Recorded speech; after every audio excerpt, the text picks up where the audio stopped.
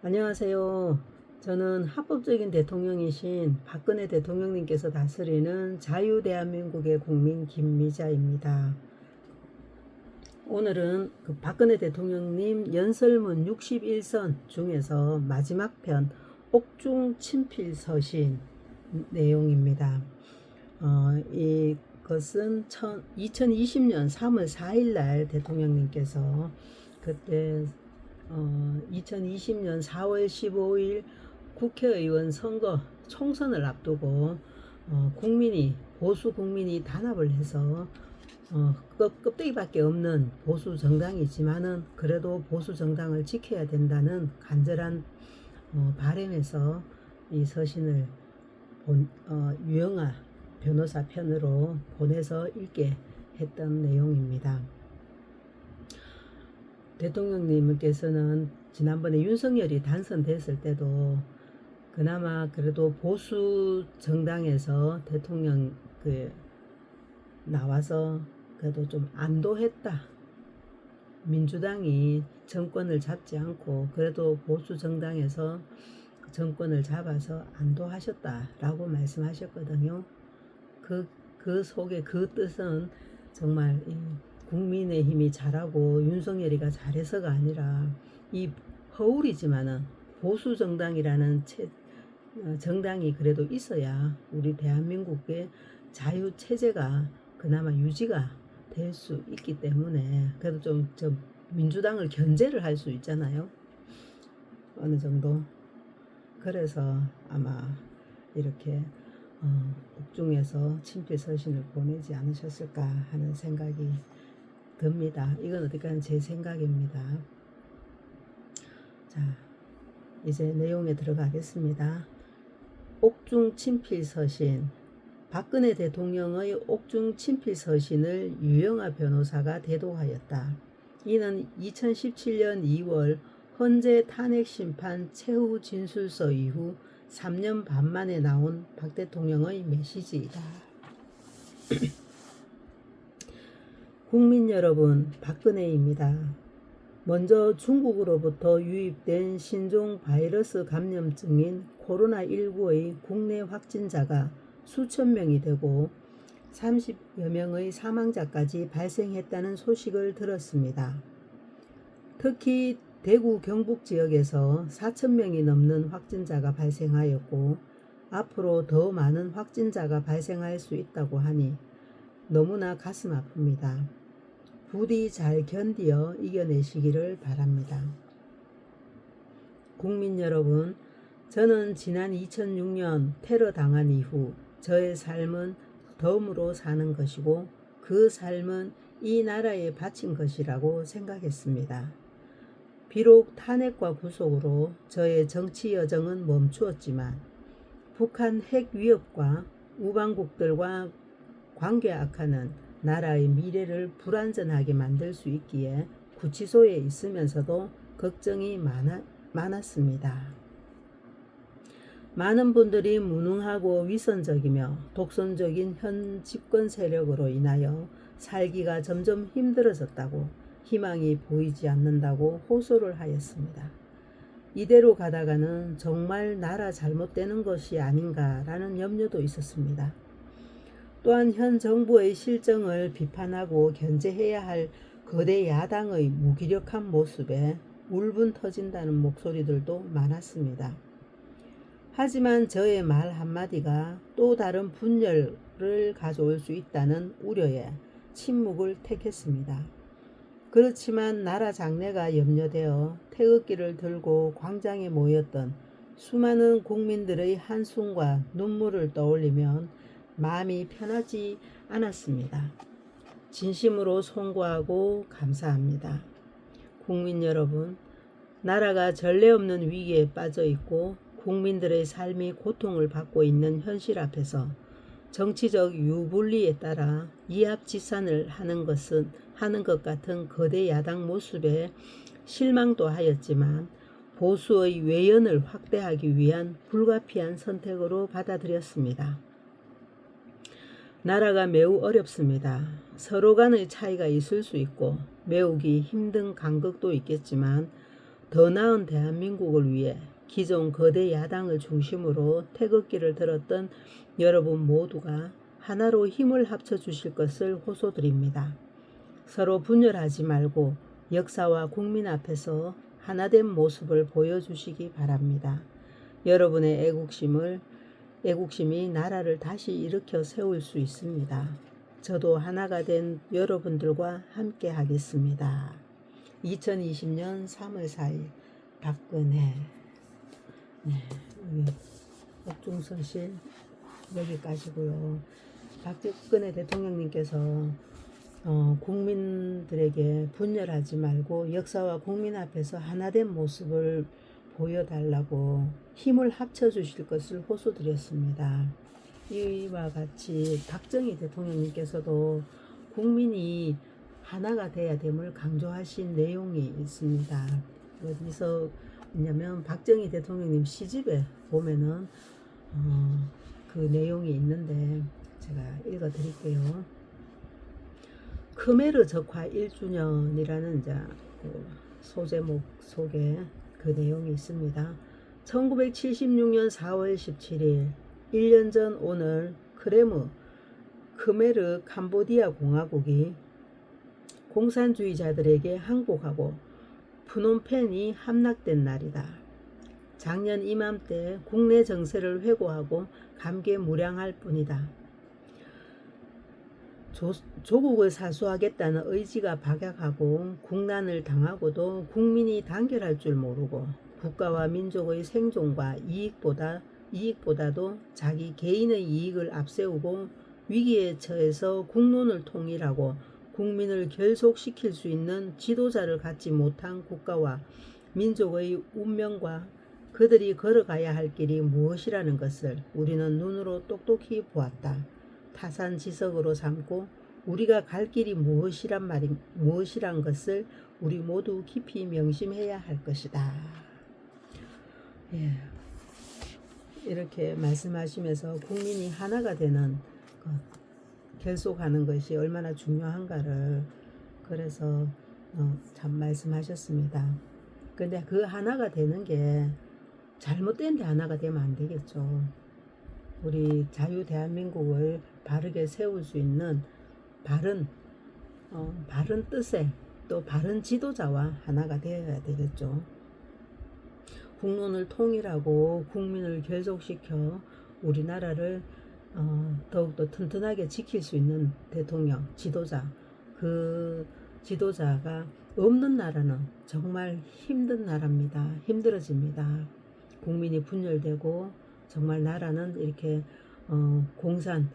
캄보디아가 공산화 되어버렸듯이 우리나라도 국민이 계속 이렇게 분열되고 또 박근혜 대통령님이 안 계시다면 아마 그 캄보디아와 같은 운명이 될 수 있겠지만은 우리나라는 비록 지금 국민이 좀 4분 5열 분열되어 있지만 그래도 우리의 진짜 대통령이신 박근혜 대통령님께서 살아계시고 그분이 지금 눈에 보이진 않지만 우리나라를 위해서 저는 제 생각에는 트럼프 대통령님과 함께 일하고 계신다고 생각하고 있거든요. 트럼프 대통령님은 문재인이나 윤석열, 이재명 불법으로 대통령직에 올라간 찬탈한 저자들은 대통령으로 인정 안 하십니다. 이번에 그 이재명이도 봐요, 만나주지도 않잖아요. 그와 같이 트럼프 대통령님이 보는 대한민국의 진짜 대통령은 박근혜 대통령님이십니다. 저는 그렇게 생각하거든요. 이게 왜냐하면 트럼프 대통령님은 그 나라에 미국에 불법으로 들어온 자들을 다 내쫓았어요. 들어오려면 합법으로 들어와라. 합법적으로 들어와라. 그 합법을 존중하시고 불법을 싫어하시잖아요. 그렇듯이 대한민국의 멀쩡한 죄 없는 대통령을 불법적인 방법으로 죄를 덮으시어 시켜놓고 대선을라는 허울 좋은 명목으로 그 선거를 치루어서 대통령직에 올라간 문재인이나 그 바톤을 이은 윤석열 또 그 바톤을 이은 이재명 절대 그 합법적인 대통령이 아니죠. 우리 헌법상 정당성 인정받을 수 없습니다. 분명히 이제 이 전쟁은 단순히 우리나라 국내 정치 문제만이 아니고 어떤 중국과 뭐 북한 요렇게 서로 이제 견제하는 그런 전쟁이 아니잖아요. 이 전쟁은 딥스테이트와의 전쟁이기 때문에 이 전쟁의 수장이신 트럼프 대통령님께서 칼자루를 잡고 있으시니까 우리는 지금 이게 이제 승리를 이미 했습니다. 승리를 했기 때문에 그 트럼프 대통령님께서 하시려는 내사라 개사라 그쪽에 209개국 서명하는데 우리 박근혜 대통령님께서 사인을 하셨지 않습니까? 그러니까 트럼프 대통령님께서는 박근혜 대통령님과 함께 전 세계의 인류의 평화와 또 대한민국의 평화를 위해서 의논하시고 일하신다고 저는 확신하고 있습니다. 그리고 믿고 기다립니다. 그래서 저는 참 여러 가지 뭐 사건들이 많이 있지만은 크게는 걱정하지 않습니다. 왜냐하면 결국 우리는 승리할 것이고 우리의 승리는 그렇게 약속이 되어 있기 때문입니다. 마지막으로 박정희 대통령님께서 10월 유신 4주년을 맞이해서 일기 형식으로 쓰신 게 있습니다. 그거를 읽어드리고 마치겠습니다. 10월 유신 4주년 1976년 10월 17일 10월 유신 4주년이 된다. 유신 4년 동안에 우리나라는 과거 10년 내지 20년 정도의 변화를 가져왔다. 국력이 그만큼 커졌다. 정부와 국민이 일치단결하여 피땀 흘려 노력한 결과일 것이다. 그동안 1973년 말부터는 유류 파동으로 시작된 국제경제의 일대 불황이 있었다. 1975년 초에는 인도 차이나 반도의 비극이 있었다. 북계의 남침 땅굴 발견도 이 기간 중에 있었다. 8.18 판문점 만행 사건도 있었다. 그러나 우리는 꾸준히 국력을 신장시켜 왔고 주변 정세의 격변과 북한 침략 집단의 집요한 도발과 위협에 미동도 하지 않고 우리의 안보 태세를 훨씬 더 튼튼하게 다져 놓았다. 이 유신헌법이 그렇게 했다는 것이죠. 우리의 방위산업도 괄목할 만큼 발전 성장하였다. 우리의 경제 발전은 국제사회에서 경의의 대상이 되고 개발도상국 중의 모범국가로서 선전이 되고 있다. 그 원인은 딴 데 있는 것이 아니다. 우리 모두의 일대 자각과 단결과 땀 흘려 일한 노력의 대가다. 그렇기 때문에 오늘의 이 건설과 성장의 결과는 값진 것이고 보람 있는 것이다. 하늘은 한민족이 자기의 운명을 스스로의 힘으로 해결하고 개척하겠다는 결의와 노력을 경주할 때는 반드시 거기에 응분한 보상을 준다는 것으로 우리는 믿어야 한다. 농촌 사회에서 5천년의 유산인 가난이 하나하나 벗겨져 나가고 새로운 생기 약동하는 농촌 모습으로 달라져 가는 것은 새마을운동의 성과다. 농민들의 의지와 의욕과 노력의 대가가 농촌의 모습으로 나타나고 있는 것이다. 10월 유신은 구국의 결단이었다. 우리 국민 전체의 결단이었다. 새 역사의 출범이었다. 근면자조 협동하는 데에서 새 역사가 하루하루 창조되어 나가고 있는 것이다. 중단해서는 안 된다. 계속해야 한다. 밝은 내일은 반드시 도래하기로 약속되어 있다. 네, 이 마지막 말씀 정말 10월 유신 좌파들이 제일 싫어하는 10월 유신이잖아요. 이걸 가지고 독재했다고 하지만 정말 이 10월 유신을 통해서 그때 당시에 이 10월 유신이라는 이 강력한 법이 없었으면 이 정말 우리나라를 점령 작용화된 좌파된 잘못된 생각에 빠진 자들이 그저 호시탐탐 김일성이도 그랬고 호시탐탐 우리나라를 노렸잖아요. 그때 우리나라를 지킬 수 있었고 우리나라를 더욱더 발전시킬 수 있었던 것은 박정희 대통령님의 그 강력한 리더십, 그것이 큰 원동력이었고 정말 우리나라를 그렇게 북한이나 저런으로부터 주사파 그 사람들로부터 이렇게 넘어가지 않도록 지킬 수 있었고 더욱더 발전시킬 수 있었다는 생각이 듭니다. 네, 정말 박정희 대통령님께서 하신 말씀, 마지막으로 하신 말씀, 중단해서는 안 된다.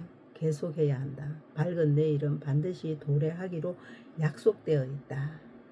밝은 내일은 반드시 도래하기로 약속되어 있다. 저는 이 말씀이 마음에 훅 들어오고 믿어집니다. 네. 이미 박정희 대통령님께서는 미래를 내다보시는 세안이 있으시기 때문에 이 말씀은 지금도 우리에게 그대로 적용이 된다고 생각됩니다. 그러니까 우리가 당장의 어려움 때문에 절망하거나 불안해하지 마시고 희망을 가지시고 우리의 진짜 대통령님이 살아계시고 그분이 일하고 계신다는 것을 믿고 그분의 청와대 복귀를 우리 함께 외칠 때 대한민국은 반드시 다시 바로 서고 위대한 국가로 변모할 것을, 변화될 것을 저는 믿습니다. 네. 오늘은 이제 여기까지 대통령님 연설문은 마칩니다. 마치고 내일부터는 이제 유경수 여사님, 박근혜 대통령님께서 쓰신 나의 어머니 유경수라는 책을 읽고요. 그 다음에는 박정희 대통령님이 쓰신 책을 제가 좀 구입해서 같이 좀 읽어드리겠습니다. 그래서 우리 박정희 대통령님이 그 강인한 정신을 우리가 다시 본받고 우리 대한민국을 지키기 위해서 더욱더 강인한 정신으로 우리가 하나가 되기를 소망합니다. 네, 이상입니다. 감사합니다.